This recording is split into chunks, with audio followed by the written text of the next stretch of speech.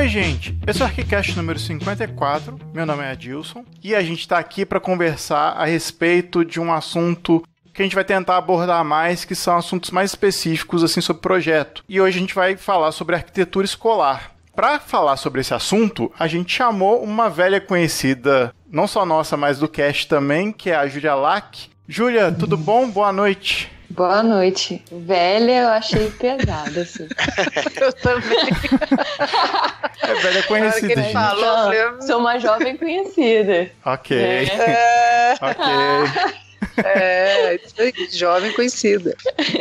Mas é um prazer falar com vocês novamente. É um tema que cada dia mais me interessa estudar e cada vez mais eu tenho lido a respeito, principalmente sobre as metodologias alternativas e como que isso interfere na arquitetura. Então, eu acho que é o momento de conversar sobre isso. Muito bom. E para conversar com a Júlia, estou aqui hoje com o Rafa. Boa noite, Rafa. Boa noite. Eu saí da quinta série, mas a quinta série não saiu de mim. Pois é. E também... Que agora não é mais série, né? Exatamente. Exatamente. Já prontamente corrigindo o Rafael, viu? Claro, Mas isso foi proposital pra Júlia já tirar as ferramentas. Isso aí. Pra Júlia entender quem é o aluno dela, né? Isso aí. Dizem assim que só muda a nomenclatura, mas a metodologia e o ensino em si nada muda. Eles mudam o nome só pra fingir que mudou alguma coisa. Isso então aí. é série, depois ano, desse jeito. Ciclos. Isso mesmo. Por aí vai. E também tá comigo, vocês devem ter ouvido também, a Lili. Boa noite, Lili. Boa noite, Adilson. Boa noite, Rafael. Boa noite, Júlia. Então a gente agora vai para os e-mails, comentários e outras cositas más.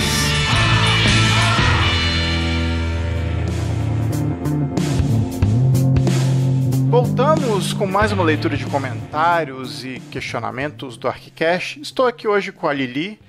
E aí, Lili, tudo bom? Tudo. E você? Boa noite, galerinha. Tudo certo, graças a Deus. Foi bom de feriado? Isso a gente pode falar? Pode. Fui bem, fui tranquilo. Na verdade, não fiz muita coisa, mas sabe aquele tempinho que você precisa para reabastecer? Pra não fazer nada, né? Aquele tempinho Exatamente. que a gente precisa. Sei perfeitamente, eu não tenho esse tempo há muito tempo. Com 2 filhos, eu nunca tenho nada pra fazer. Lili, como é que esse povo consegue falar conosco para achar os episódios e tudo mais? Bom, a gente é muito difícil, nós estamos assim praticamente inacessíveis, né? Assim, redes sociais a gente não existe, né? Não tem nem Instagram, né? Não tem YouTube, não tem Facebook, não tem Twitter. Mentira, tem isso tudo. Só procurar por nós, ArchiCast, é fácil de achar, né? Instagram, Facebook e Twitter. Nosso site, né? Que é por onde você baixa os episódios também, né? O archicast.com.br é um meio de contato também. Pode deixar seus comentários lá. O nosso e-mail sempre também pulsante, contato@archicast.com.br. E a gente tem agora também o YouTube, nosso canal no YouTube, que quinzenalmente a gente publica os episódios mais recentes, né? Também estarão no ar, lá já estão, né? No ar para serem acessados lá no YouTube. Se você está ouvindo esse episódio pelo YouTube, conheça o nosso site. Dê um page view pra gente lá, por favor. Tá legal? Exatamente. Já que você também pode ouvir pelo YouTube, né? Faça o caminho contrário, né? Exatamente. Mostre para seus colegas e para aqueles preguiçosos de plantão que gostam muito do YouTube, né? Muito bem. É isso, né? Tá fácil de ouvir. Lili, a gente teve uns comentários interessantes lá no site, não é mesmo? Já até teve umas respostas longas, porque as perguntas, né? Também... A gente se empenhou em responder. Porque as perguntas também não foram fáceis. Não. Foram reflexões, né? Não foram nem só perguntas diretas, são reflexões, assim, sobre o episódio da arquitetura contemporânea no Brasil, né? Exatamente. E a gente mesmo, né, assim, foi tão bom porque nos motivou a pensar e refletir sobre como focar, né, assim, o que abordar dentro da pauta. Isso certamente vai gerar outros casts aí pra frente. Um dos ouvintes aí que contribuíram muito pra gente foi o Gabriel, né, e ele fez uma colocação longa, porém muito bem articulada, né, lá no nosso site. A gente respondeu direto no site, isso está lá publicado, né, então quem tiver interesse de olhar isso mais a fundo, está lá postado, né, Adilson, tanto eu quanto você, a gente colocou. Aqui a gente quer mais abordar a ideia geral, né, do que o Gabriel trouxe. Ele traz duas questões sobre o enfoque, na verdade, do que a gente denomina como arquitetura contemporânea no Brasil. Se eu puder resumir assim, mais ou menos, né? É por aí. Aí ele coloca nas palavras dele assim, duas questões. Na primeira questão, afinal, o que quer dizer uma sociedade que produz e consome esse tipo de arquitetura? E aí, esse tipo de arquitetura que ele está querendo dizer é exatamente o perfil de arquitetura contemporânea que a gente abordou na conversa, que é bem específica de uma produção que é muito publicada, né? Assim, é aquele tipo de arquitetura que é consumida via informação mesmo e uma produção de muito alto nível, né?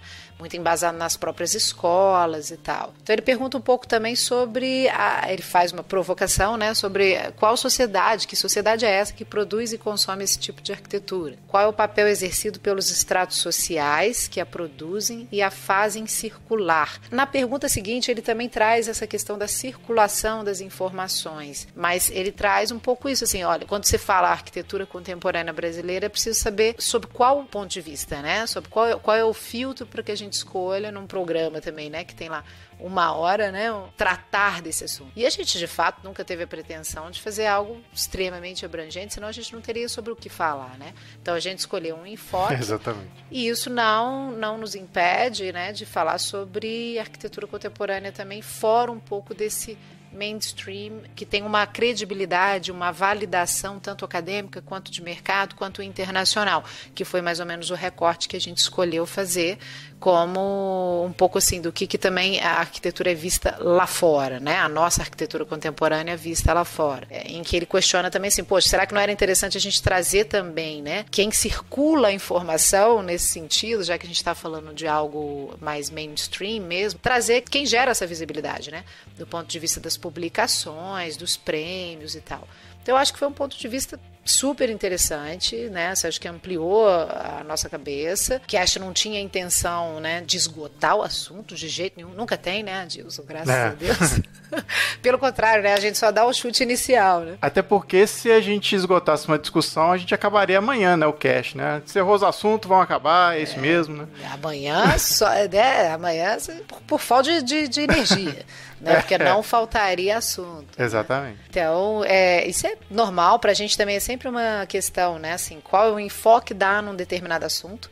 Então, Gabriel, acho que trouxe muitas contribuições e fez a gente pensar, né? O Adilson respondeu, eu respondi, o Rafael não respondeu, mas a gente tá o tempo inteiro conversando sobre isso, porque é uma pauta necessária. Bom, eu vou só passar também rapidamente pelo que o Kenny Nogueira falou. Ele também postou lá a respeito de uma realidade que ele vive. Ele comenta justamente sobre esse eixo Rio-São Paulo, que é mais dominante em termos de informação, né? Que essa tendência que ele fala que a arquitetura contemporânea acaba seguindo vai só refletir há muito tempo depois que essa arquitetura, digamos assim, está consolidada na crítica. E ele faz esse comentário justamente por conta disso. E a Lili também botou uma resposta lá e que mostra que assim, a gente realmente não esgota a discussão, é que essa discussão fica lá fomentando e ajuda a gente também até fazer as pautas, né? Até se ponderar nas pautas, que a gente faz muito, né, Lili? Não, quanto mais comentário vem, mais responsabilidade eu sinto, assim, né? Você não tem isso, assim, né? A gente fica assim, nossa senhora, né? Isso aqui a gente tá falando certo, isso aqui a gente tá falando da abobrinha, né?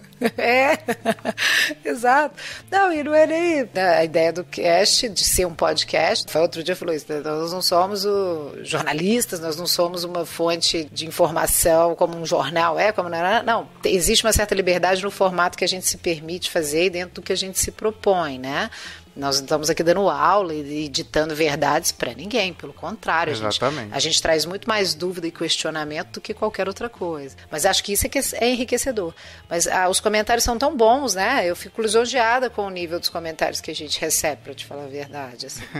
A gente consegue mexer com as pessoas, esse cara é bom e ele tá ouvindo a gente, é uma coisa boa, né? Exatamente. A gente deve estar acertando em alguma coisa, né? Talvez mais acertando que errando, né? A gente erra de vez em quando. Tomara. Então, Lili, vamos deixar esse pessoal ouvir então o cast de hoje, que é o cast sobre arquitetura escolar. E a gente vai voltar daqui a 15 dias com mais um cast prontinho para vocês. É isso aí, aproveitem o cast, façam comentários, pra gente é sempre muito, muito bem-vindo. Isso aí. Beijo, abraços, até mais. Beijo, me liga.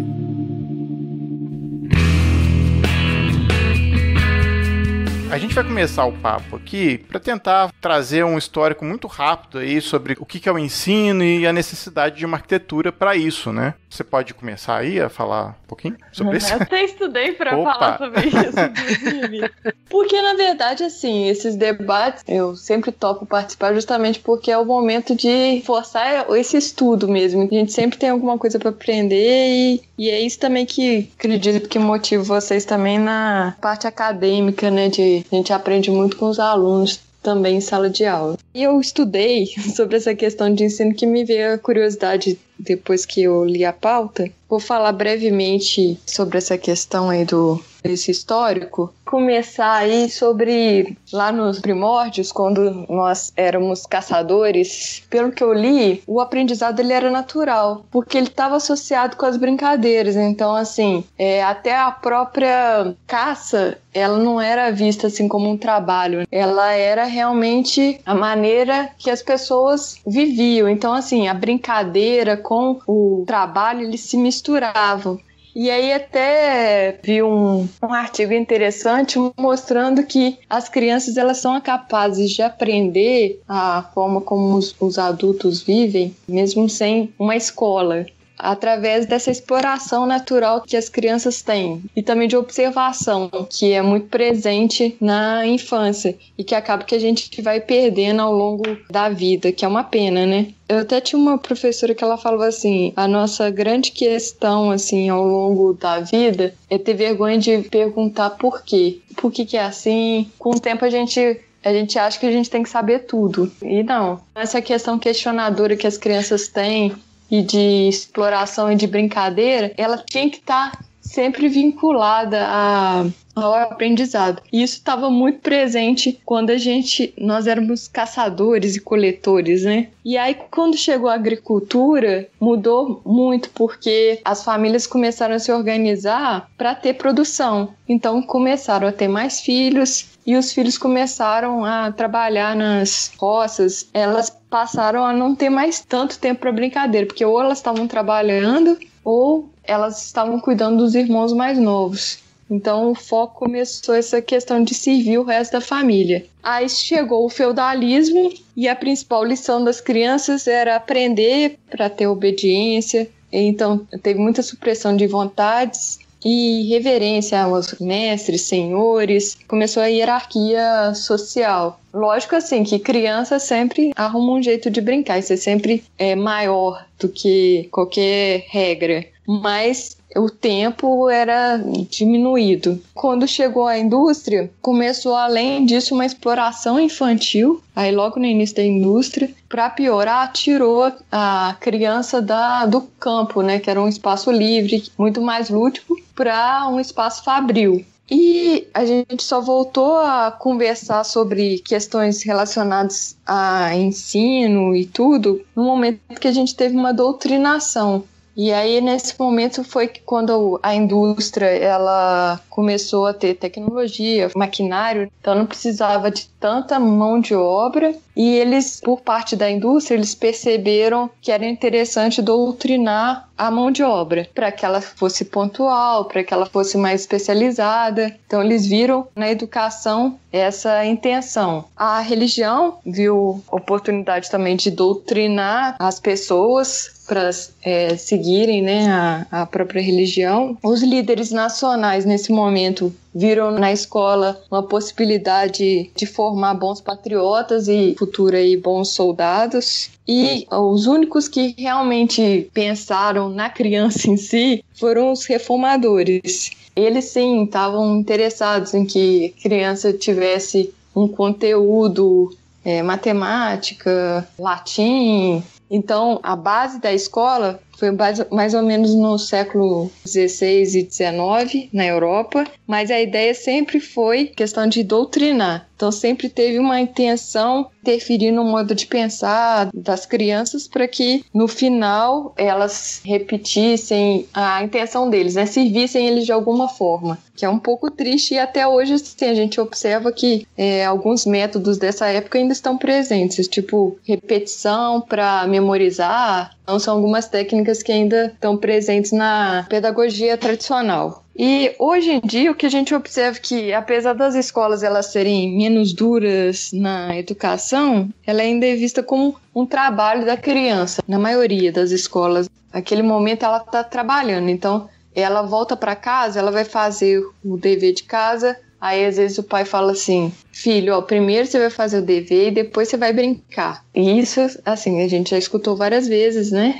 Para quem tem filhos, provavelmente aí já deve ter falado com os filhos. A gente realmente não tem noção de como que o brincar, ele é diretamente relacionado a um aprendizado natural. Eu acho que é uma questão que interferiu muito e que interfere até hoje. E o que eu percebo das pedagogias alternativas, a tentativa de fazer alguma coisa diferente disso. E aí que eu acho que entra a arquitetura, porque não adianta só a gente mudar a pedagogia se a gente não tem uma arquitetura que atenda essas metodologias diferenciadas. Então a gente fica batendo cabeça, porque quem quer fazer um pouco diferente acaba que às vezes lida com uma arquitetura adaptada, né? Uma edificação que foi adaptada, ou então uma edificação que ela foi feita por uma escola aí do século XVIII, século XIX, que eram as escolas que separavam, né, as freiras e padres, então escola só de meninos, escola só de meninas. Eu vejo a importância aí do pátio, né, que a gente sempre conversa sobre isso. Só que, às vezes, a configuração do pátio, como ele é na escola tradicional, ela não atende essas pedagogias diferenciadas. Então, é importante a gente entender essa questão histórica para saber em que pé que a gente está e como que o arquiteto ele pode atuar de uma maneira diferente quando ele tem uma oportunidade de fazer uma escola nova. Então, para você fazer um bom projeto de uma escola, hoje, você tem que andar de mão dada com a pedagogia que ela vai ser lecionada na escola. Senão, corre o risco de você já fazer um projeto totalmente defasado, que vai continuar na mesmice, ensinando coisas que já não são nossas intenções contemporâneas. Você falando aí me remeteu a quando eu cheguei a dar a disciplina e tal, eu não tinha muito espaço e talvez aí fazendo até uma autocrítica mesmo, para questionar ou para aprofundar sobre as pedagogias de ensino. A gente partia de um programa pré-definido e com os alunos era mais assim a questão da resolução do programa e do entendimento de alguns conteúdos técnicos mais específicos daquele período. Mas fazendo uma crítica mesmo, uma autocrítica, a questão do programa, né, em função, e isso ficava mais a cargo dos alunos, né, assim, alguns alunos que por acaso se interessavam em algumas pedagogias e sugeriam trabalhá-las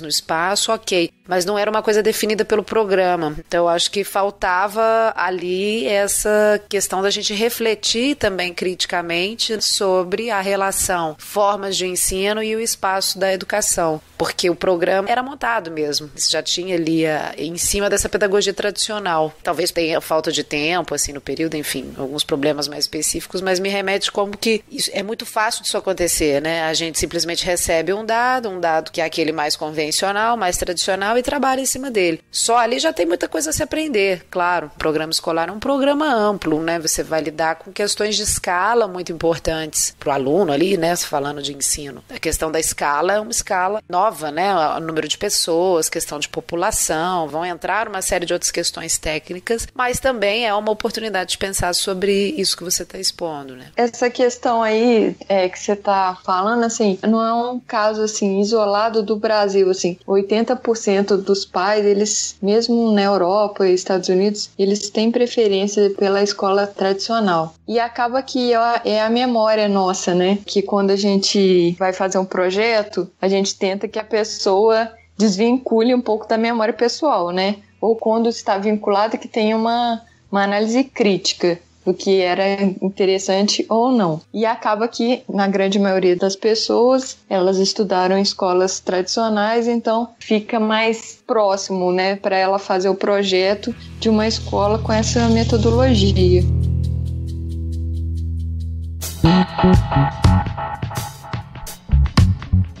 Eu acho que tem um caráter que que hoje a gente está bastante preocupado, assim, que não envolve tanto, talvez, a arquitetura em si. O papel do professor. Há uma discussão muito forte, assim, do que foi o papel do professor, ter que ser o mentor e ter que ser uma autoridade dentro da sala de aula, e hoje está se questionando muito de como exercer essa autoridade. E aí, assim, no mundo que a gente vive hoje, desde 2000, há essa discussão de como a vida das pessoas, dos adultos, está cada vez mais tomada pelo trabalho. Há uma grande discussão sobre relegar à escola determinadas coisas que são dever dos pais. É claro que a gente, como arquiteto, não tem a menor condição de ficar discutindo isso, até porque a gente não é pedagogo. Mas eu acho que pensar sobre isso e refletir sobre essa história eu acho importante. Mesmo que a gente, sei lá, não tenha um arcabouço para falar, a gente vai diretamente fazer espaços onde as pessoas vão aprender e pessoas vão ensinar. Refletir sobre isso eu acho importante também. Mesmo que seja alguma coisa, né, de conversa de bar que a gente está tendo aqui, a gente sempre tem, muitas vezes.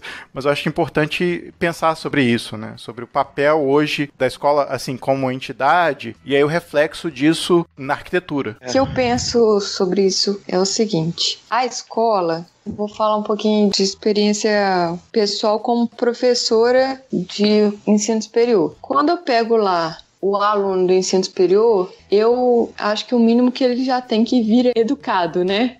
Ele já tem que estar nesse patamar aí mínimo. Só que eu penso que na escola, e aí eu vou pensar aí no meu bebê, que hoje já está na escola. Ele, querendo ou não, passa aí uma parte do dia na escola e ele tá ali tendo aí suas primeiras experiências sociais. Ele está sendo educado, não tem como eu falar que isso é uma responsabilidade que eu acho que é dos pais, mas acaba que hoje em dia, né, que não aconteceria anteriormente, eu já tive que colocar o meu filho na escola com 8 meses de idade. Eu tenho que trabalhar. Mas, enfim, então eu acredito assim que antes, essa educação primária, talvez, aí de social, ela teria que ser 100% em casa. Mas como a criança entrando cada vez mais cedo na escola, ela acaba que ela é dividida aí com a escola. Então, é isso que eu penso, assim, que a escola, ela é o primeiro espaço que a criança ela está inserida depois do ambiente familiar. Ali ela vai ter contato com crianças da mesma idade que pode ser que ela não tenha dentro da família, pessoas completamente diferentes, de costumes diferentes, talvez. Então, acaba que ela vai aprendendo aí junto com os colegas. Eu acredito assim, se a escola ela não tiver o mesmo discurso de dentro de casa, não vai rolar. Então, vai ter um momento aí que os pais vão tirar da escola. Então, eu acho que tem que ser uma coisa... É uma parceria, assim, né? É uma parceria. Tem alguns textos até sobre ambiente escolar e tal, também estava dando uma olhada pro cast e tal, e é interessante que abordam exatamente esses dois ambientes arquitetônicos e de convívio, que são os primeiros, assim, né, da formação do indivíduo, que é a casa e a escola. O texto faz essa relação, assim, então o ambiente da casa é a casa como um programa arquitetônico, mas a casa como um ambiente de formação, e a escola como uma extensão desse ambiente. Os dois espaços arquitetônicos configuram aí os primeiros anos, né, da vida de um indivíduo, são basicamente esses dois. E aí entraria também a questão do espaço público como um terceiro, que aí é o espaço coletivo não controlado ali, mas que a criança só vai estar, digamos, mais influenciada por ele um pouco mais tarde. Isso acontece com algum tipo de controle também. Mas eu achei interessante isso, eu também não estava fazendo essa relação, né? Como que o espaço da casa, ele é também um espaço de formação e que são, de fato, os primeiros dois ambientes em que a gente convive, né? E muito, né? Por muito tempo, muitos anos, né? Nossa, falaram tanta coisa aí. A Júlia passou sobre essa questão dessa história, desse processo da escola, da educação. A gente começou a tangenciar aí uma discussão sobre pedagogia e tal. E, na verdade, nossa, tem muita coisa aí que eu não sei nem por que eu começo. Vou atravessar a conversa aí. Atravessa, vai. Mas vamos lá. Primeiro, só uma questão que você falou sobre, não somos pedagogos, né? Eu acho que isso é uma das questões também, a mudança, que o papel da escola na sociedade, né? Onde a essência da questão pedagógica, às vezes, ela vai ficando de lado em função de uma profissionalização e preparação para o mercado, né? Então, assim, isso não só na nossa área de arquitetura, mas em várias áreas, a medicina, isso acontece muito também, de profissionais que são professores, na verdade, não tem uma habilitação pedagógica, porque isso também não é exigido. Em tese teria que ser, né? Então, assim, Verdade. há também aqui um momento a gente reclama muito de alunos, mas há também uma necessidade de transformação do professor. Então, acho que está aí também uma dessas grandes transformações. Na verdade, isso não tem a ver necessariamente com arquitetura, mas aí eu achei interessante lá no final da fala da Júlia, que ela falou dos pátios, né?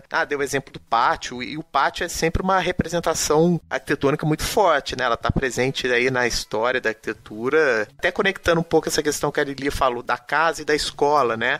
A tipologia clássica da casa com pátio, lá dentro das residências da Mesopotâmia e tal, que alguns autores até dizem que isso pode ter a ver com a ideia da lareira, né, daquela questão da centralidade, do abrigo, então isso foi gerando, crescendo essa figura do pátio, que para o espaço público se reverbera lá depois lá na frente para a ágora, né, para esse espaço que de certa forma é protegido, e aí a gente cai no pátio da escola, então parece que a escola é um lugar de simulação e da vida fora dos muros da escola. Então esse é um questionamento também que é feito, e às vezes muitos pais são cobrados porque tentam delegar para a escola um papel que tinha que ser desempenhado dentro de casa, né, por acreditar que a escola pode simular o que a casa deveria fazer, e na verdade é um trabalho em conjunto. Mas eu acabei misturando essa questão que a gente está discutindo da pedagogia, sociologia com a estrutura do pátio, porque de fato o pátio, ele é o lugar do bullying, né, é o lugar dos encontros, do primeiro beijo, das brincadeiras, que isso por um lado é ruim, porque a gente pensa que o pátio é o avesso do espaço de concentração, do espaço de aprendizado, do espaço de doutrinação, onde você tem o professor como uma autoridade que tem a obrigação de transmitir o conhecimento. E essa, na verdade, é a grande invenção da escola contemporânea, que o aprendizado ele tem que estar no bullying, tô brincando com bullying, mas no bullying, no futebol, na brincadeira, nas relações com os colegas de outras idades e tal. E esse modelo de você separar, imaginar que o conhecimento ele tá dentro de uma grade, o pessoal da Escola da Ponte que fala muito, quem tem carga é burro, né? Quem tem grade tá preso, não tá dentro da produção do conhecimento. Mas enfim, deu uma viajada total aqui, porque eu fiquei muito quieto. Não, mas eu gostei. Mas eu acho que a arquitetura, talvez o tema do pátio, assim como esse elemento, os espaços, como eles devem tentar reproduzir uma nova maneira de relação aluno-professor, professor-aluno e também pais e escola, que não necessariamente é o pai deixar na porta, depois ir buscar. Então, as pedagogias mais avançadas trabalham já também com a família como um papel presente ali também dentro dos projetos de desenvolvimento acadêmico, né? Só fechando um pouco isso, é porque a gente também está falando, numa mesma coisa, a gente falou de ensino superior, né, ensino fundamental, né, assim, que eu acho que também são etapas de desenvolvimento e formação com demandas diferentes. De qualquer forma, independente da pedagogia, eu acho que não sei se eu acredito muito assim, que uma mesma forma de ensinar seja eficiente nessas diferentes etapas de desenvolvimento da criança, assim, né, da pessoa. Até para as pessoas diferentes, né? As pessoas são diferentes e variam também, o aprendizado varia de indivíduo para indivíduo também, né? Tem isso também. Mas assim, aí pensando essa coisa, né, do pátio sendo o lugar da hora do recreio, né, assim, e a sala de aula, né, sendo o lugar do estudo, mas num espaço tradicional de ensino, né, nessa visão tradicional também de aquisição de conhecimento. Mas são formas de aquisição diferentes também. Não quer dizer que também evito crítica, sabe, muito forte a esse padrão, né, de ensino, porque no pátio é uma outra forma de aquisição de conhecimento. Ela não é tão induzida, ela não é tão auxiliada por uma figura de referência. Você faz isso com você mesmo, né, uma coisa mais, você constrói ali o seu conhecimento, e essa liberdade de você fazer isso sozinho, ela é fundamental. Então não é só o momento de brincar necessariamente, o momento de ficar, tipo assim, um time, né, que você tá dando entre uma aula e outra e tal. Não, ali você também tá recebendo informação e tá adquirindo conhecimento. Só que dentro de sala de aula isso é feito através de uma figura de referência que ajuda nessa condução. E acho que a presença dessa figura e o papel dessa figura, ela vai variar de acordo com a necessidade da etapa de crescimento também, entendeu? Fico pensando nisso, também não sou pedagoga, né? Longe disso, mas né, a gente se mete aí a trabalhar no ambiente acadêmico e tal, e e está sempre refletindo sobre isso, né? Mas eu acho que essas metodologias elas devem ter relação com essas fases de crescimento também. Deixa eu falar uma coisa que talvez você tenha sido mal interpretada em relação ao pátio. Eu adoro o pátio, viu, gente? Mas não ficou parecendo o contrário, não. Não. Tá. Não, porque até assim, até na disciplina, a gente até tem um texto que fala da importância do pátio. A questão do pátio, eu acho que, diferente do que acontecia aí nos seminários, nos colégios de freira e tudo, que você tinha um público mais definido, né? Eram meninos e meninas, porque hoje que a gente observa, o pátio, ele às vezes tem essa questão do bullying, porque quem é mais forte vence, né? Os meninos mais velhos, eles vão conseguir conquistar o território antes, né? Então, vai ter sempre uma apropriação por força, e não por questão de querer estar ali, né? As crianças mais velhas sempre vão se sobrepor às mais novas, e como arquiteto, se a gente pensar nisso, nessa apropriação futura, a gente consegue fazer uma setorização do pátio, um zoneamento do pátio, um tratamento de forma que ele seja mais democrático. A arquitetura escolar, a nossa mentora é a Doris Kowaltowski, né? Que inclusive soube falar muito bem aqui o sobrenome dela rapidamente.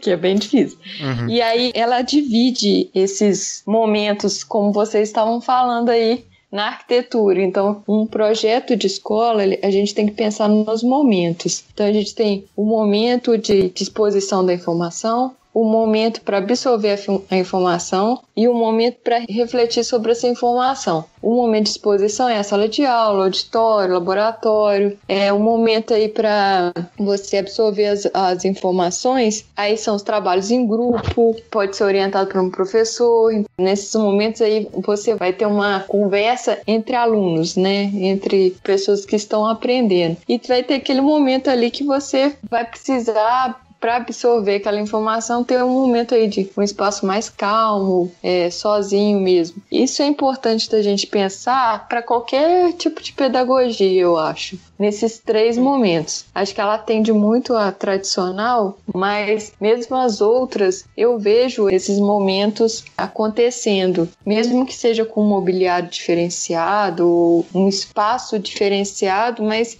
esses 3 momentos eles têm que acontecer. Certo.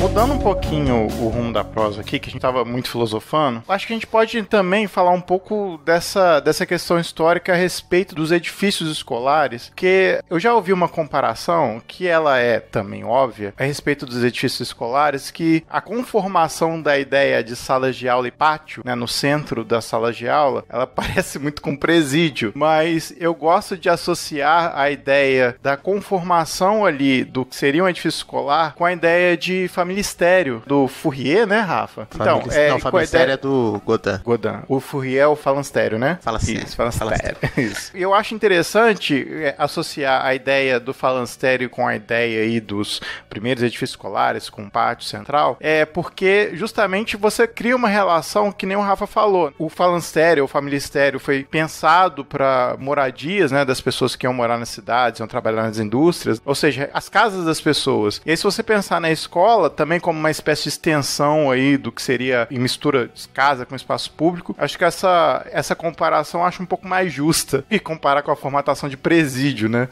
Não é que o presídio se apropria dessa formação de claustro, né? É um claustro. Sim, pátio interno, de certa forma, é um claustro. E de alguma forma, assim, essa negação também que a gente tem a respeito do ensino, dessa escola que você tem que ficar lá de tal hora a tal hora, né?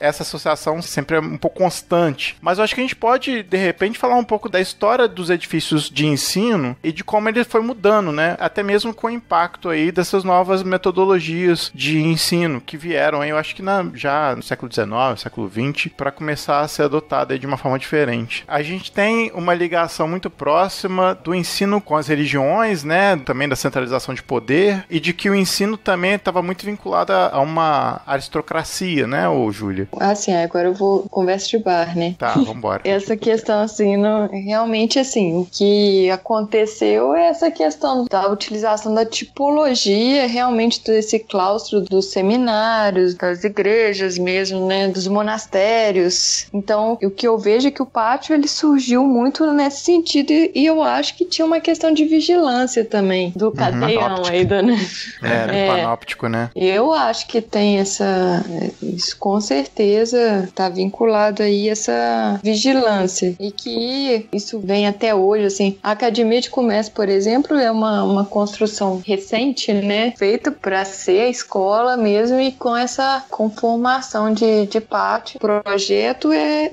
adaptado, né, porque a gente teve uma evolução em termos de explanação, de sala de aula, e é o que a gente observa, as adaptações. Hoje em dia, as edificações são adaptadas, as edificações são novas, mas com essa tipologia ainda antiga. E assim, ao longo dos anos, essa ideia de relação do pátio com a sala de aula, ela se manteve basicamente a mesma, mas ela foi mudando a sua configuração, né? A ideia de vigia, ela se perdeu um pouco, e aí a ideia da sala de aula, enquanto algo não tão claustrofóbico, ela foi melhorando também, né? É porque eu acho que tinha essa questão, o panóptico pelo menos, né, assim, traz essa questão de ir à escola, e um pouco esse espaço de quais eram os objetivos, né, de doutrinar a população ali, né, igual a Júlia explicou no início. Era muito mais, talvez, para normalizar, né, aquela coisa, assim, condutas desviantes, né, que precisam, de alguma maneira, se adequar a uma determinada norma, né, se adequar a um determinado conjunto de regras ali imposta por uma sociedade dominante ali, né, por um grupo dominante, de alguma maneira. Então, até essa coisa não sei se a questão das escolas normais vem daí, né, mas a coisa de normalização, enquadrar o indivíduo dentro de uma determinada categoria e conjunto de comportamentos e entendimentos ali, para que ele possa, assim, agir de acordo com o que a sociedade espera dele. E o entendimento, né, da educação, do ponto de vista da capacitação do indivíduo ali, né, a diversas habilidades, isso é mais recente. E aí eu acho que o espaço, ele traduz exatamente isso, né? Essa evolução do espaço. E também tem uma questão, assim, que no Brasil, por exemplo, a gente tem a situação. Primeiro era a vigília ao aluno, né? E depois, durante a ditadura, a gente teve a questão da vigilância do professor, né? Tinha as paredes que não iam até o teto, justamente para ter essa acústica vazada, né? Saber exatamente o que o professor tá ali falando com os alunos, a porta com o visor, para tomar conta do professor. Então a gente tem também essa questão que é repetida hoje, né? Mas com outras intenções, vamos supor, a porta com o visor é interessante para não ter que abrir a porta e atrapalhar a aula. Mas eu acredito que tem muitas situações que elas se repetem por se repetir, assim. Por que é assim? Porque sempre foi assim, por que vou mudar? Entendeu? Porque a escola é assim. Por que você vai fazer assim? Porque o projeto de escola é assim. Sempre foi assim. Então acho que acontece isso também. Verdade. Essas mudanças do ambiente escolar sempre aconteceram em maior ou menor grau. Mas eu acho que a partir do momento em que outras pedagogias de ensino foram surgindo, né, através desses vários pedagogos aí, vários filósofos, é que se começou fortemente a pensar na mudança um pouco mais brusca desses espaços, né, Júlia? Eu acredito que sim. Mas mesmo assim, os professores de pedagogias diferentes, muitas das vezes eles fazem assim malabarismo para poder implementar as metodologias, porque tem momentos que são até bons quando é uma tipologia de seminário aproveitada, monastério, etc. Mas e quando a gente pega uma casa e transforma numa escola, que você não tem flexibilidade nenhuma de espaço? E realmente eu acho que é malabarismo que as professoras fazem às vezes para implementar as pedagogias, com metodologias diferentes. E assim, a gente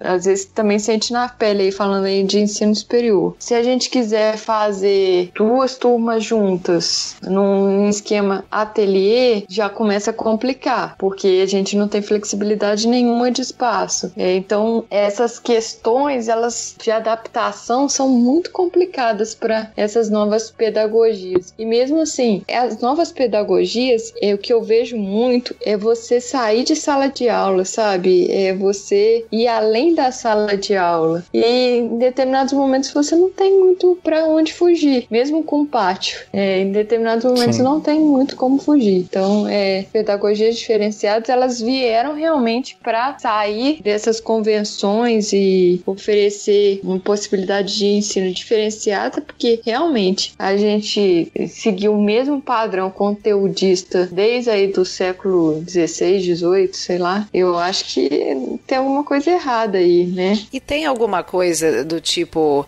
de legislação, assim, ou o próprio MEC, assim, programa de necessidades mínimo, que de alguma maneira direcione os projetos a um determinado perfil, Júlia? A gente segue na disciplina, até o livro da Doris Kovatovsky, que chama Arquitetura Escolar. Tem um manual do Rio, mas aí acho que é 98, de escolas. Só que já tá com um programa aí com série, por exemplo, ao invés de ano, série. Já tá assim, desatualizado e também muito baseado na arquitetura pedagogia tradicional. E o que a gente tem seguido é concursos, né? Então, no caso, hoje em dia a gente está usando o programa de necessidade de um concurso que foi de 2015, se não me engano, em Brasília. Que aí já é um programa mais atual. Dá liberdade para o aluno escolher uma pedagogia. E a pedagogia, ela vai com certeza interferir ali na arquitetura.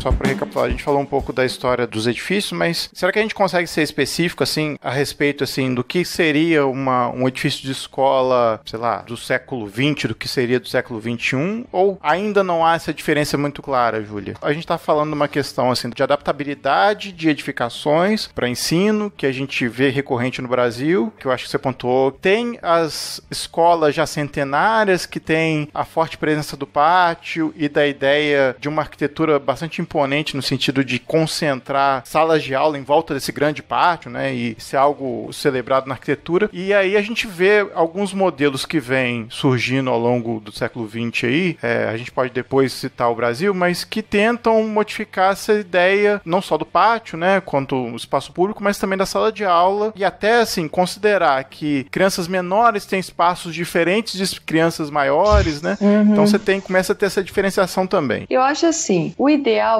de arquitetura hoje, escolar, é aquela que considera o usuário, que quem vai utilizar. Se a gente pensar da seguinte forma, que seja feita uma pesquisa, processo mais colaborativo, assim, coletivo, que tenha metodologias participativas, isso seria o ideal, né? Porque você vai realmente lidar e tentar inovar em relação a essas práticas convencionais. E aí, lembrando disso, assim, tem um projeto na Colômbia que chama Medellín a Mais Educada, que são vários projetos escolares na Colômbia. Eles fizeram esse processo coletivo junto com a comunidade. Então, eles juntaram as pessoas e isso resultou em arquitetura de qualidade e arquitetura que correspondia às necessidades daquela população. Então, é um projeto que ele está de acordo com a cultura local, ele está de acordo com a pedagogia, ele respeita o usuário, ele fez uma análise do que são as deficiências mais usuais, né, as deficiências que são analisadas. Esses projetos que consideram o usuário, eu acho que eles que são a arquitetura escolar do futuro. Eu fazendo assim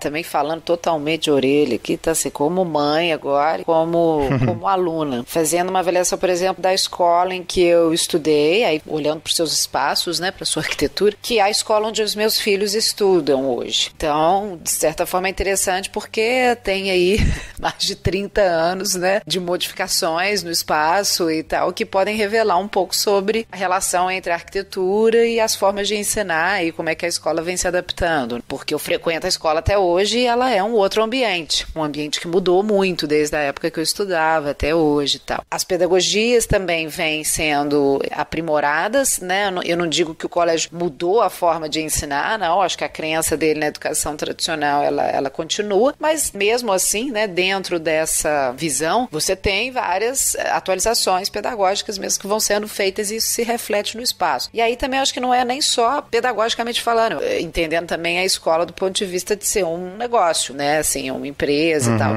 Então, não estou falando também de um direcionamento específico do Estado, do governo, né, e sim, eu estou falando do ensino privado, não do ensino público. Mas o que eu vejo, assim, fazendo uma breve análise, é uma ampliação do programa de uma maneira geral, dos ambientes, porque uma ampliação das disciplinas, né, então, assim, a impressão que eu tenho é que hoje existem mais disciplinas que são trabalhadas em espaços específicos. Então, você tem ou ambientes que antes eu não tinha, né, assim, não tinha, ou então todas as disciplinas eram dadas dentro de um mesmo espaço. Hoje me parece haver uma preocupação em diversificar os espaços de aprendizagem também para além da sala de aula, um pouco isso que a Júlia chegou a comentar. Então, você tem vários núcleos de conhecimento, assim, diferentes espalhados pelo espaço da escola e as crianças transitam livremente por aquilo tudo. Você não fica o tempo inteiro dentro de sala como a gente ficava. Na minha época tinha o máximo um laboratório lá de informática que você ia, os laboratórios específicos, né, das áreas física, química e tal. Não muito mais que isso, né?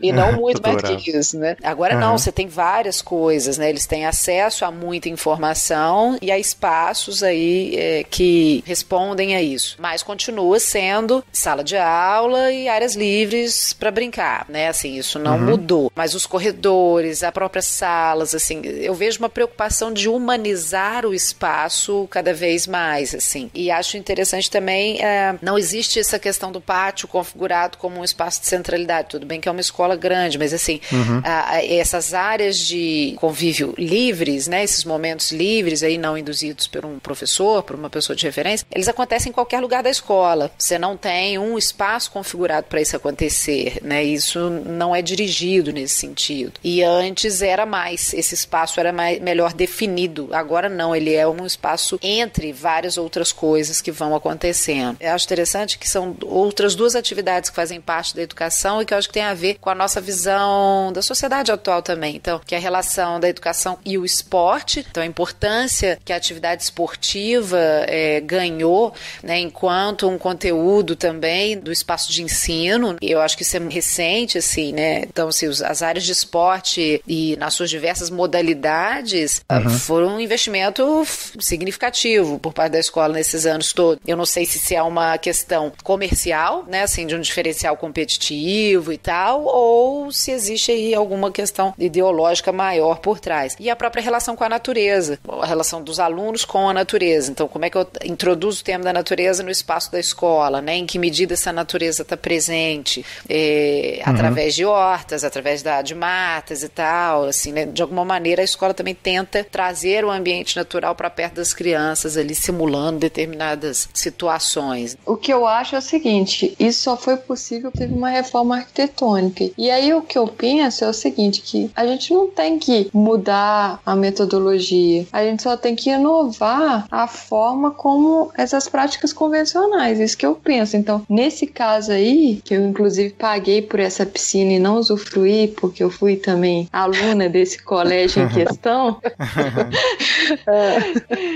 é exatamente o caso, o exemplo claro onde a arquitetura permite essa inovação, né? Porque esses espaços, eles foram criados, né? Esses ambientes foram criados dentro de um espaço existente. Então, essa reforma, ela foi essencial para que essas novas práticas, elas acontecessem na escola. Viva o arquiteto aí, né? Eu acho que tem uma relação também, tem algumas coisas que ele falou que são interessantes. Ali comentou primeiro dos ambientes novos que tentam diversificar o espaço de sala de aula. Eu participei de um projeto, e é um projeto pedagógico, lá no Rio de Janeiro, quando eu trabalhava dentro do Sistema Feijão, que lá eles tinham o objetivo de ampliar o ensino da matemática, porque se viu que a matemática era o grande problema, o grande calcanhar de Aquiles da educação no Brasil. Um dos grandes calcanhares de Aquiles, né? Dentre vários. Mas a matemática era um grande problema, e ainda é, né? Então, a ideia é de criar um espaço específico para a matemática. É uma sala da matemática que a gente acabou criando lá na Feijão. Que você tinha, por exemplo, não só o espaço pedagógico era preparado para tal, mas você tinha alguma instrumentalização também de algumas coisas que faziam com que os alunos se interessassem mais por esse assunto. E uma outra coisa interessante é, a partir do momento dessa diversificação dos espaços, é um segundo momento onde entram as novas tecnologias, principalmente da informática, em que começam a surgir não só os espaços, né, os laboratórios de informática, né, onde a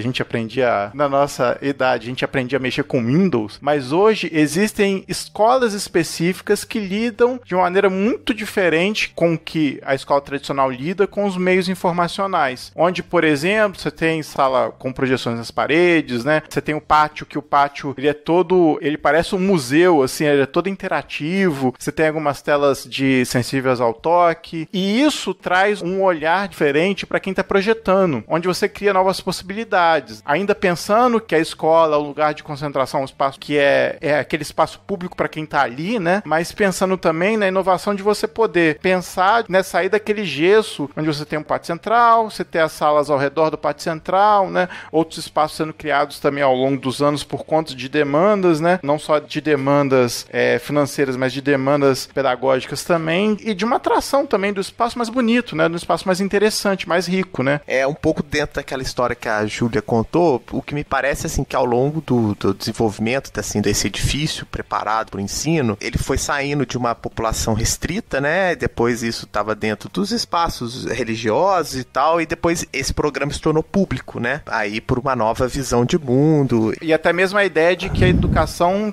não seria um privilégio, né? Educação, isso, exatamente. Todos têm que receber educação. Isso, exatamente. E, no entanto, essa estrutura fechada, né, vamos dizer assim, dessa setorização do ensino, isso é uma herança que vem das tipologias arquitetônicas mesmo, né? Quando toda hora a gente fala pátio, claustro, daquilo que é fechado, tem a ver um pouco como esses espaços refletem um modelo de ensino. E aí, os exemplos que a Aline deu, assim, das escolas que vão se transformando, adaptando novos programas, essa mudança eu acho que ela acontece tanto no plano pedagógico quanto no plano dos espaços, e acho que são ajustes em que cada visão de pedagógica vai adaptando, né, a Montessori, a Waldorf, mas eu acho que todas elas, de certa forma, ir para um ponto assim mais à frente, que todas elas dizem respeito ao redesenho da sala de aula. Todas elas estão questionando, primeiro, se o professor não é aquele que está na frente, explanando, né, e na verdade ele é um facilitador de processos de aprendizados em pequenos, grandes grupos, o desenho dessa sala muda, né? E eu vejo nas últimas experiências, assim, que eu acompanho mais, de fato, é a Escola da Ponte, que eu gosto muito. Eu tive a oportunidade de ver a palestra do José Pacheco, pessoalmente, e eu fiquei apaixonado pela forma como ele lida com o ensino, e basicamente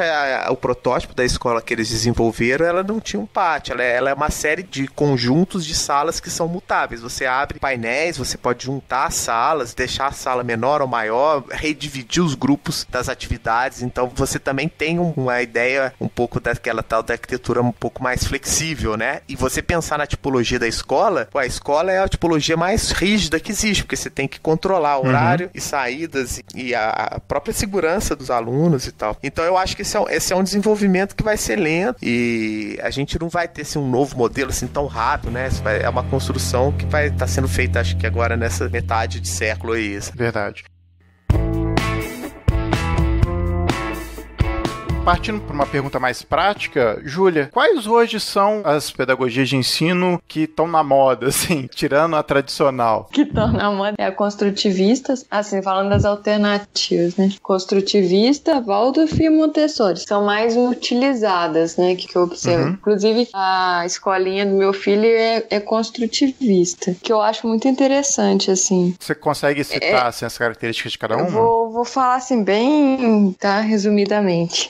Na construtivista, como o nome diz, o aprendizado ele tá focado muito na construção. Então, é sempre uma assimilação do aluno com uma situação que ele viveu anteriormente, assim. Então, o aprendizado é muito focado em uma coisa que já aconteceu, uma referência, assim, cotidiana. E estimula a autonomia, a criatividade, senso crítico, mas deixa eu exemplificar até até com o caso dele lá, que eles geram uns boletins, assim, mensais. Esse mês, uma atividade que eles fizeram só pra ilustrar. Eles pegaram uma bola de futebol, mostraram a bola e tal. Então, era de conhecimento da criança aquela bola de futebol, pra que ela servia. E logo depois, eles mostraram uma laranja. Qual que era a referência anterior? Era o formato da bola de futebol, que era a mesma da bola da laranja, né? Aí já vai mostrando que a laranja tem uma textura diferente. Depois abriu a laranja e todo mundo pôde chupar a laranja e ver que é uma comida. Então, assim, o processo de conhecimento é em cima de conhecimentos anteriores. O professor também, ele não tá ali para dar resposta imediata. Ele gera, assim, um questionamento e no primeiro momento é o aluno que tenta solucionar. Na Waldorf, a gente tem um aprendizado muito paralelo a questões artísticas, então, atividades corporais, artesanais. Não tem aquela divisão como a gente observa na escola tradicional por série, uma divisão por faixa etária. É no tempo da criança. Então pode ser que uma criança de 10 anos ela esteja num nível de desenvolvimento diferente de uma criança de 12 anos, assim, em termos de conhecimento. A Waldorf, eu acho que pra mim é a mais diferente de todos. Então, pra gente ficar fazendo analogia com a tradicional, eu acho complicado. E o espaço físico, que eu acho que é o mais diferente de todos, assim, que requer mais diferenciação. Só rapidinho uma curiosidade da Waldorf, né? Um dos criadores, né? O Rudolf Steiner, também desenvolveu a antroposofia, que também ele estava muito ligado com o pensamento da arquitetura antroposófica, que essa coisa de quebrar limites, de buscar essa interação física mesmo, então assim, as crianças são estimuladas a ter contato físico com as coisas antes de qualquer processo de abstração, de raciocínio lógico. É aquela coisa de aprender a viver mesmo, né? É bem assim, corporal, né?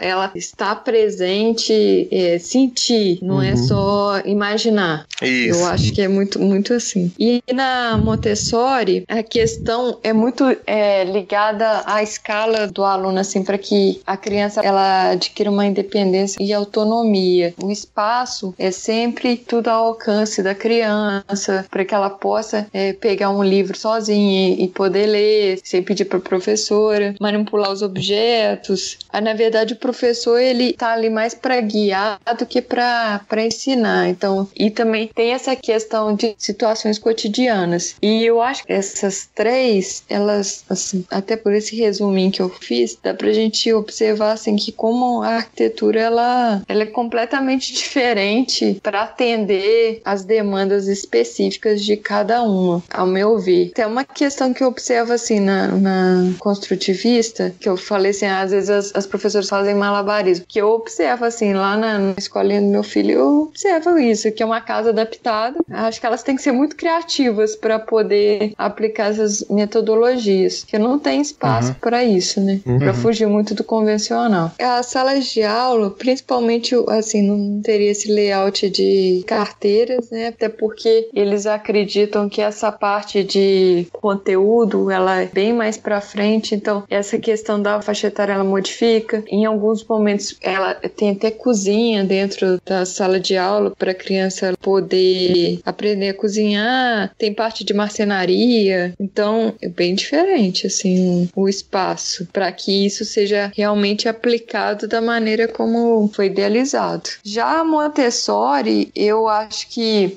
questões relacionadas ao layout, mesmo você tendo aí uma sala padrão retangular, você consegue adaptar melhor. E a construtivista também. Agora, a Waldorf eu acho que é a mais complicada, tanto que o exemplo que a gente tem aqui em Juiz de Fora, eles realmente fizeram um projeto e construíram para atender realmente a pedagogia da maneira correta. Bom, eu acho que a gente podia citar aqui a respeito, já localizando um pouco do que aconteceu no Brasil, a gente tem duas escolas bastante emblemáticas aí no que diz respeito à escola pública, né? A gente tem a escola do CIEPS, que foi criação do Oscar Niemeyer, que que tentou fazer uma escola que utilizasse o concreto pré-moldado para a construção de uma tipologia muito própria, né? E a gente depois, isso pouca gente lembra, do CIAPS, que foi do governo Collor, se eu não me engano, que é um projeto do Lelé. É aquela também pirâmide, né?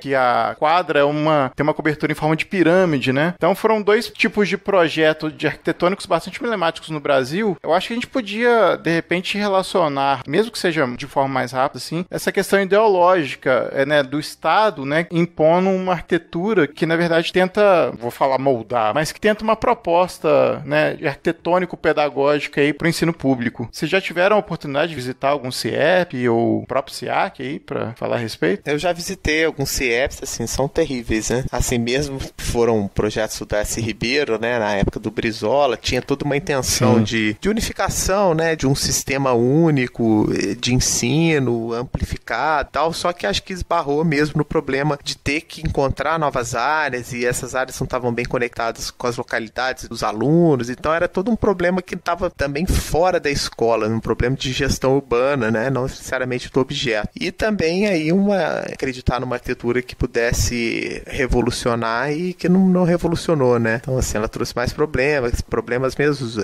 construtivos da edificação, né, com problemas de qualidade de acústica. A grande crítica é essa, né, que parece que foi um investimento muito maior na arquitetura do que realmente no ensino, porque a proposta também era interessante, pedagógica, mas parece que não foi aplicada da maneira como foi idealizado. O CIAPS foi um projeto do governo Collor, também com uma iniciativa muito parecida em termos, né, de você conectar arquitetura e pedagogia no governo Collor. Agora, não foram tantas escolas como o próprio CIEP se aglomerou pelo estado do Rio, né? No estado do Rio você encontra, a cada 5 passos você dá, que você acha um CIEP. Mas você tem esse modelo, né, criado pelo Lelé, foi também de um pensamento, né, de um espaço com parte pré-moldada, né, que é montada em loco, tudo mais. Mas como o governo Collor aí também teve um pouco tempo de duração, essa construção também durou muito pouco. Então no Brasil, acho que em termos de escola pública, né, se a gente for conectar arquitetura e escola pública, eu acho que não teve grandes exemplos que deram muito certo, né? Acho que acabaram que as escolas particulares acabam tomando aí de alguma forma, ditando a regra, né, do que poderia ser o ensino das escolas públicas, né? Eu acho que só em termos, assim, de um ensino superior é que talvez o Brasil tenha sido, de alguma forma, melhor sucedido aí, se for comparado às faculdades particulares, né? Eu acho que a questão aí do ensino público em relação ao CIESP, eu acho que é interessante esse AMP, né, do Lelé. Do Lelé é o CIACS. CIACS. C-I-A-C-S. É interessante quando você tem na escola uma volumetria diferente, que a pessoa fala assim, nossa, que prédio bacana, quero estudar lá. Então, um outro atrativo aí para a escola. Mas eu vejo muito que essas modificações, essas inovações das práticas convencionais, elas têm um custo grande. Então, acaba que só as escolas particulares que conseguem realmente cobrar por isso, né? E pagar por isso. Então, acho que essa é uma questão importante de ser analisada. E acaba que no ensino superior, esses espaços não interferem tanto quanto no ensino fundamental e infantil. Acho que as aulas, elas são mais dispositivas e não precisa de ir para esse lado da brincadeira também, esse lado lúdico, tanto, né, quanto no ensino infantil e fundamental. Você não precisa contar com a brincadeira para o aprendizado. A gente pode citar algumas iniciativas também no governo paulista que acabaram criando os CELs, né, que são os Centros Educacionais Unificados, que acabou também tendo essa ideia que a Júlia falou, entre aspas, da escola bonita e da escola que, de alguma forma, é chamar a atenção dos olhos da comunidade. A ideia interessante dos CELs é que eles não sejam só escolas, mas também agregadores sociais, no sentido de você fazer com que a comunidade participe da escola, visite a escola, e talvez seja um modelo interessante aí de se pensar também, né? Da participação comunitária dentro do espaço escolar. E até considerando o espaço escolar como uma espécie de agregador social também, né? E eu acho que, nesse caso caso, eles são mais interessantes também, além deles serem feitos, idealizados por arquitetos diferentes, eles consideram muito a comunidade ao redor. Então, essa participação da comunidade é essencial para o sucesso de uma escola pública. Então, eu acho que isso daí foi grande sacada e acaba assim, todos os projetos são feitos de pré-moldado e tudo mais de fácil manutenção, mas considera conforto térmico, conforto acústico. A arquitetura é relativamente simples, mas você vê a cara da comunidade, ela atende muito mais o usuário do que uma tipologia repetida em série, né? A mesma repetida de maneira aleatória até. Certo. E uma outra coisa que eu acho também que acontece nos Estados Unidos e Canadá é que a escola, ela atende a comunidade a que ela está inserida, né? Até a gente vê que às vezes a pessoa, ela deixa de mudar do bairro porque ela não quer que o filho saia daquela escola. E isso não acontece no Brasil, assim. Então, a gente observa no centro, às vezes, escolas públicas que os alunos, eles têm que pegar ônibus para ir para a escola, sendo que a gente poderia ter escolas públicas localizadas nos bairros e que correspondessem mais e que tivessem mais abertas para acontecer essas questões, que a escola tivesse aberta, né, de portas abertas para a comunidade. Então, que tivesse o campo compartilhado, o auditório compartilhado, a biblioteca compartilhada. Acho que essa é uma questão também relacionada ao ensino público que deixa a desejar no Brasil. Muitas vezes a gente vê oportunidades do próprio edifício escolar fazer parte, né, dessa comunidade. Essas oportunidades de se criar essas iniciativas acabam se perdendo pela mera necessidade de construção de um edifício para abrigar pessoas para serem ensinadas naqueles locais, ao invés de se pensar como uma maneira global, já que a gente tem uma dificuldade grande aí de encontrar espaço público de qualidade. Queria só perguntar para a Júlia, assim, dos projetos emblemáticos de escola, Júlia, que você deve ver bastante aí ao longo dos semestres, quais as escolas, assim, que costumam aparecer de forma mais frequente, assim, falando não só de escolas famosas, mas de arquitetos que produziram essas escolas que são muito emblemáticas aí no mundo da arquitetura? Na disciplina, a gente pede muito projetos contemporâneos. No Brasil, eu acho que o destaque são para os projetos do Grupo SP. Eu até acredito, tenho quase certeza que eles fazem parte dos CELS aí, que são projetos muito pé no chão, que estão caminhando aí, que consideram questões relacionadas com o entorno, com a comunidade, que gerem essa sensação de pertencimento da comunidade, e aí a gente vê muito menos vandalismo. São projetos que consideram circulação, ventilação cruzada em salas de aula, que é muito importante a gente também pensar no conforto térmico e acústico do projeto de escola, né? Então, eles conseguem fazer projetos simples, materiais simples, com uma maioria com pré-moldados, né? Mas que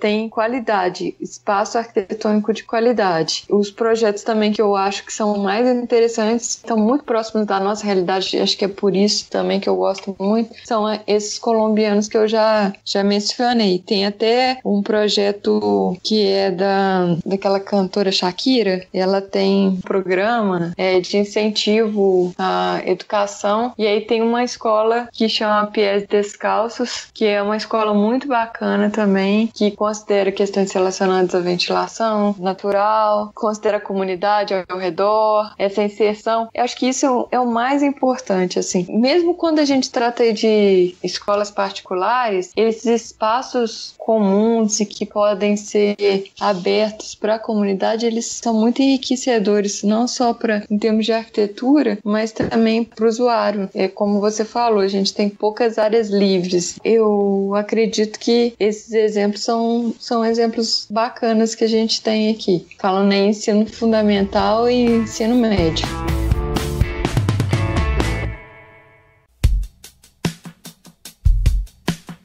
Então, para a gente finalizar o papo aí, a gente parte para as dicas. Vou deixar a convidada a falar primeiro. Júlia, por favor, fica à vontade para dar sua dica. Então, a primeira dica é o livro Arquitetura Escolar da Doris Kowaltowski. Consegui. E a outra que eu acho muito interessante é um documentário até passou no Fantástico, que chama Educação.doc. Ela trata de bons exemplos de escolas públicas no Brasil e mostra, não é específico de arquitetura, mas acaba que a gente consegue visualizar como a arquitetura ela interfere para uma boa educação em boas práticas e práticas que fujam do convencional. Legal. Bacana. Lili, sua dica. Bom, a minha dica vai ser documentário também. Tem vários, né? Assim, o tema da educação é um tema amplamente trabalhado aí no cinema. Tem filmes, né, que eu acho que valem, assim, são filmes paradigmáticos aí, né, das questões de ensino. Um deles aí para a geração mais nova, talvez para nossa chave, que é a Sociedade dos Poetas Mortos, né? Que é fantástico, assim, e a questão do ambiente é muito forte também para o desenrolar do filme. Tem vários filmes, assim, né, paradigmáticos aí sobre educação, mas e documentários também. O que eu vou sugerir é o Tarja Branca. É um documentário de mais ou menos 80 minutos que vai falar mais a respeito do direito de brincar. O direito de brincar é o tema, basicamente, aí do documentário. Aborda um pouco o conceito de espírito lúdico. Então ele não está falando sobre ambiente escolar propriamente, mas está falando sobre a importância da brincadeira como forma de aquisição de conhecimento. E é lindo o documentário, assim. Então acho que vale a pena. Ele é de 2014, é brasileiro, direção da Cacau Rodem. É isso. Sim. Rafa, beleza, eu vou dar a dica básica mesmo, né? Que é o livro do Hermann Hertzberger, né? Lições de Arquitetura. Mas o Hermann Hertzberger é um arquiteto interessante para quem está escutando a gente, pesquisando sobre esse tema, que ele também cria alguns conceitos dentro do projeto da escola, né? Essa ideia de que o aprendizado acontece fora da sala, no percurso, nas circulações. Eu me esqueci o nome do termo que ele usa, mas é um termo de que você aprende pelo percurso, por percorrer, interagir com alunos de outras. Então, assim, é interessante que é uma discussão pedagógica pelo viés do desenho dos espaços, dos tipos de desenho de mobiliário, os mobiliários que vão dar suporte a esses usos da arquitetura como um todo, né? Dica básica, lições de arquitetura, Hermann Hertzberger. Muito bom. Bom, a minha dica, já que eu ia dar uma dica, só que eu troquei aqui agora.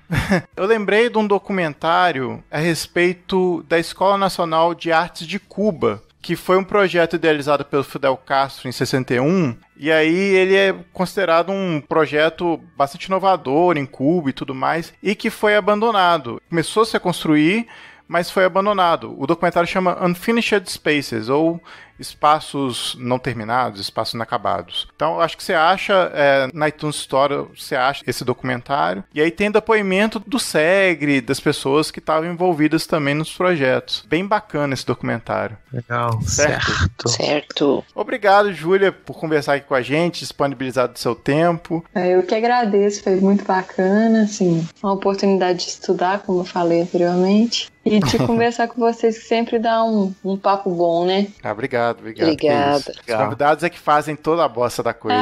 Rafael, Lili, valeu por mais um cast. Valeu. E voltamos daqui a 15 dias. Um abraço, gente. Até mais. Um beijo, tchau.